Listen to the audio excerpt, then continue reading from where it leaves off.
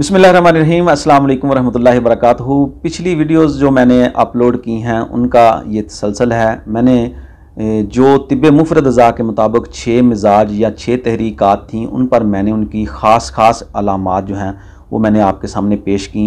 उससे तशख़ीस में बहुत ज़्यादा आसानी पैदा हो जाती है। तो आज हमारा जो टॉपिक है वो ये है कि कौन सी तहरीक हो और तो उसका इलाज किस तहरीक में करना चाहिए।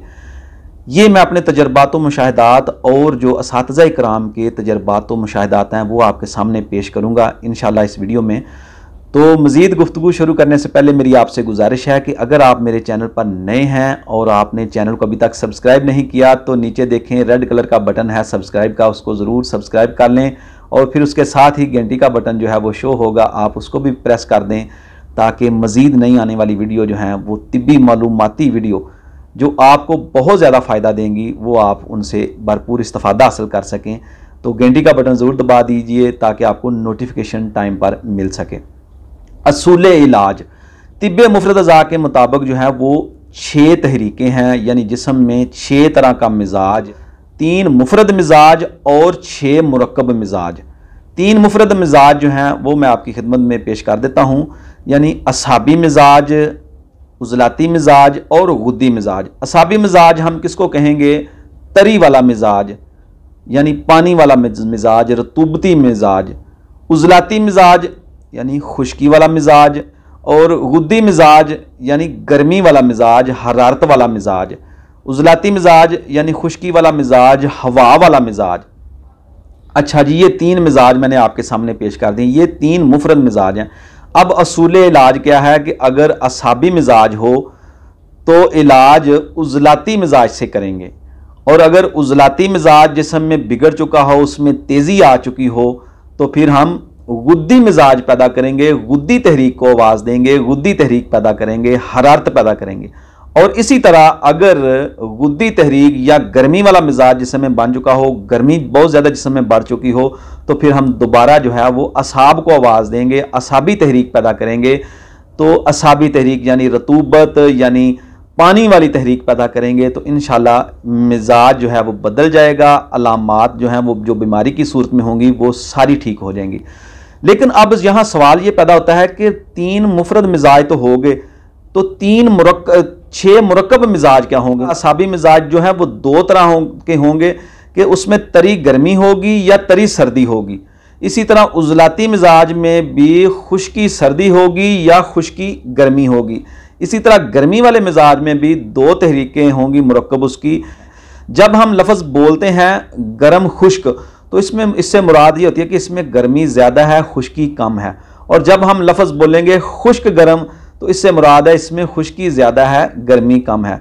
अब असाबी मिजाज, मिसाल के तौर पर असाबी मिजाज में असाबी उज़लाती तहरीक होगी। अगर जो दिमागो असाब का तल्लुक़ जो है वो उज़लात के साथ होगा, असाबी उज़लाती तहरीक होगी, तो उसका इलाज हम करें। असाबी उज़लाती तहरीक जो है ये दिमागो असाब की मशीनी तहरीक है, तो मशीनी तहरीक का इलाज हम करेंगे उज़लाती गुद्दी तहरीक से, यानी कल्ब व उज़लात की मशीनी तहरीक से। इस तरह रिज़ल्ट जो है वो बहुत ही अच्छा मिलेगा। मशीनी तहरीक का इलाज मशीनी तहरीक से और कीमियाई तहरीक का इलाज कीमियाई तहरीक से करने से इंशाल्लाह आपको रिज़ल्ट बहुत अच्छा मिलेगा। अगर असाबी उज़लाती तहरीक है तो उज़लाती गुद्दी तहरीक पैदा करें। इसी तरह अगर उज़लाती गुद्दी तहरीक है तो आप गुद्दी असाबी तहरीक पैदा करें। इसी तरह अगर गुद्दी असाबी तहरीक की वजह से कोई मसला पैदा हो चुका है, कोई मिजाज बदल चुका है, कोई जिस्म में प्रॉब्लम्स पैदा हो चुकी हैं, तो उसका इलाज हम करेंगे असाबी उज़लाती तहरीक से। तो इंशाल्लाह आपको फ़ौरन रिज़ल्ट मिलेगा। फौरी तौर पर जो है ये आप इस्तेमाल करा सकते हैं, लेकिन असाबी उज़लाती तहरीक के साथ अगर आप उज़लाती गुद्दी ग़िज़ा देंगे, दवा देंगे, तो उसके साथ आप उज़लाती असाबी उज़लाती गुद्दी और गुद्दी उज़लाती तक ग़िज़ा दे सकते हैं। ऐसा करने से कोई हर्ज नहीं है। हाँ, आपने सिर्फ असाबी ग़िज़ाएँ बंद करनी हैं। मिसाल के तौर पर असाबी उज़लाती मिजाज की वजह से मरीज़ जो है वो उसको कसरत बौल है, पेशाब बहुत ज़्यादा उसको आ रहा है, जिस्म में ब्लड लो है, हरारत की बहुत ज़्यादा कमी हो चुकी है, तो आप उसको उज़लाती गुद्दी दवा देंगे तो उसमें جو ہے اس کا مزاج ہوگا خشک گرم. تو جب خشک گرمی پیدا کریں گے اس میں تو خشکی بھی ہوگی اور گرمی بھی کے ساتھ بھی تعلق ہوگا, تو مریض جو ہے وہ اس کا بلڈ پریشر بھی ٹھیک ہوگا, پیشاب بھی نارمل ہونا شروع ہو جائے گا, اور جتنی بھی اعصابی علامات ہوں گی, حتیٰ کہ مردوں میں اگر نامردی وغیرہ بھی ہوگی, قوتیں بھی کمزور ہو چکی ہوں گی, تو وہ بھی انشاءاللہ اس سے ٹھیک ہو جائیں گے, اور بلڈ پریشر بھی نارمل ہونا. یعنی جتنی اعصابی علامات ہیں ان کا علاج ہم جو ہے وہ عضلاتی غدی تحریک سے کریں گے, اعصابی عضلاتی تحریک کا علاج. اب چلتے ہیں کیمیائی تحریک کی طرف. اگر عضلاتی اعصابی کیمیائی تحریک ہے, یعنی یہ قلب و عضلات کی کیمیائی تحریک ہے, لیکن اس کا تعلق جو ہے یہ اعصاب کے ساتھ ہے ابھی, یعنی اس میں ابھی خشکی کے ساتھ سردی باقی ہے, تو اب اس کا علاج ہم کریں گے کیمیائی تحریک کا علاج کیمیائی تحریک سے, اگلے عضو کی کیمیائی تحریک سے. تو عضلات کے بعد, قلب و عضلات کے بعد جو اگلا عضو ہے وہ ہے جگر. تو جگر کی ہم کیمیائی تحریک پیدا کریں گے غدی عضلاتی تحریک. تو غدی عضلاتی تحریک سے اس کا علاج کریں گے تو انشاءاللہ بہت زبردست رزلٹ ملے گا. اسی طرح غدی عضلاتی تحریک کی وجہ سے اگر حرارت جسم میں بڑھ چکی ہو تو پھر اس کا علاج کریں گے اعصابی غدی یعنی دماغ و اعصاب کی کیمیائی تحریک سے. تحریکات کو مد نظر رکھنے سے بہت زیادہ جو ہے وہ آسانیاں پیدا ہو جاتی ہیں.